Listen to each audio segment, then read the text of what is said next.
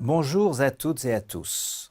Dans ce 6e module, nous allons nous intéresser au lien complexe qui peut s'établir entre athéisme et pensée critique.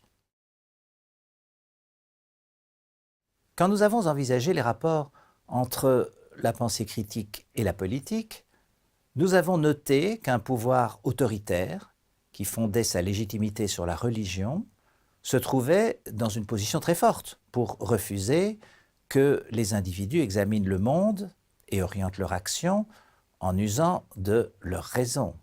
En effet, cette dernière, la raison, est purement humaine. C'est la lumière naturelle, la seule dont dispose l'individu profane, donc la créature dans les 3 grandes religions monothéistes.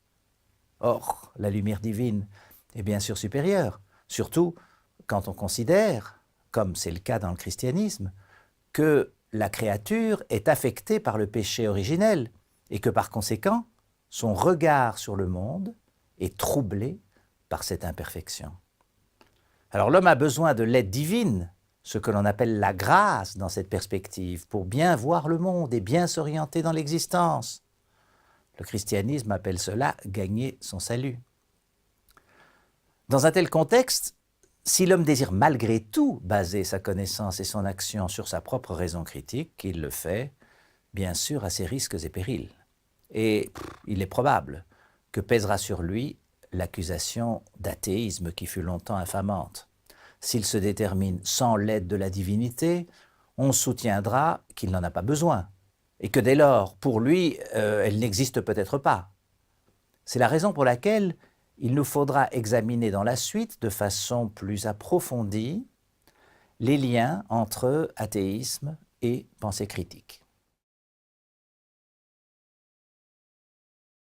Il faudra bien entendu fortement insister sur le monothéisme chrétien, parce qu'il a fortement marqué l'histoire européenne et qu'il a été pendant très longtemps l'adversaire, on pourrait dire privilégié de la pensée critique.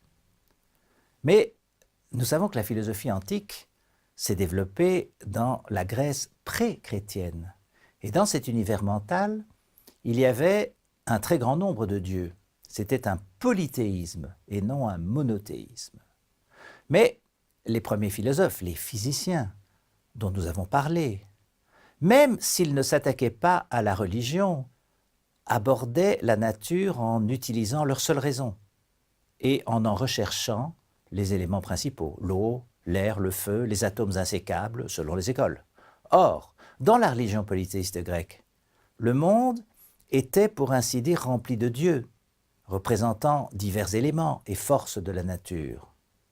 Notons que c'est Thalès lui-même qui aurait dit « le monde est plein de dieux », ce qui montre que nous devons rester prudents quant aux thèses défendues par les tout premiers philosophes, dont nous savons en vérité peu de choses.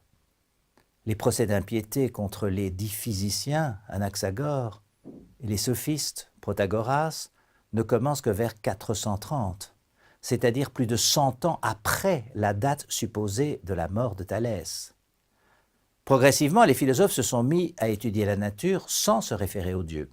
Mais alors, la croyance en ces derniers n'allait-elle pas s'affaiblir inéluctablement? Ne considérerait-on pas les grands mythes qui racontaient l'histoire des dieux comme une représentation infantile du monde, à une époque où l'humanité n'avait pas encore développé les pouvoirs de la raison critique? Bref, à une époque où l'humanité n'était pas arrivée à maturité. Or, nous savons déjà que la religion avait une fonction politique importante. Les grandes familles aristocratiques, les eupatrides à Athènes, dirigeaient les cités. Elles monopolisaient l'exercice du culte et elles se prévalaient souvent d'une généalogie divine. Elles prétendaient descendre de tel ou tel dieu. Si la religion se trouvait affaiblie, c'était ipso facto le pouvoir aristocratique qui était miné. Et c'est bien ce qui est arrivé avec l'avènement de la démocratie au 6e, 5e siècle, avant notre ère à Athènes, au détriment du pouvoir aristocratique. C'est dans ce cadre qu'eurent lieu les procès d'impiété dont nous avons brièvement parlé précédemment. Et 2 types de philosophes qui ont été parfois traités d'athées. Il s'agissait d'une part, nous venons de le voir, des physiciens, qui expliquaient la nature sans avoir besoin des dieux, d'autre part des sophistes. Nous avons parlé de ces derniers, tant dans la partie historique que dans notre étude de l'argumentation. Mais au fond, qu'on les considère historiquement sous leur aspect positif, c'est-à-dire en tant que professeurs de bonne argumentation, ou sous leur aspect négatif, parce qu'enseignant la manipulation des foules, dans chacun des cas, ils pouvaient être accusés de faire de la politique purement humaine, sans, à la différence des aristocrates, se référer aux dieux.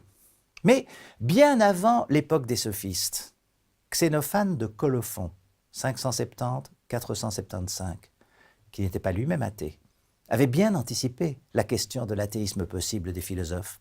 Voilà ce qu'il disait. Si les bœufs et les lions avaient des mains et pouvaient peindre, comme le font les hommes, ils donneraient aux dieux qu'ils dessineraient des corps tout pareils aux leurs, les chevaux les mettant sous la figure de chevaux et les bœufs sous la figure de bœufs. Autant affirmer que les hommes ont inventé les dieux dans l'enfance de l'humanité, mais que cette dernière, arrivée à maturité, doit se débarrasser de telles illusions. On voit donc bien, dès l'Antiquité grecque, le lien entre l'exercice de la pensée critique et les accusations d'athéisme.